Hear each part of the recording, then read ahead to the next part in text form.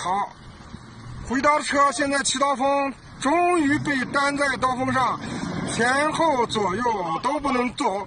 现在回刀拿出了他的脱困神器，我们拭目以待，看他的脱困神器是怎么样脱困的。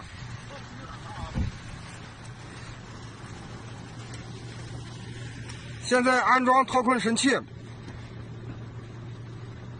用时3秒钟。右边的安好了，现在按左边的。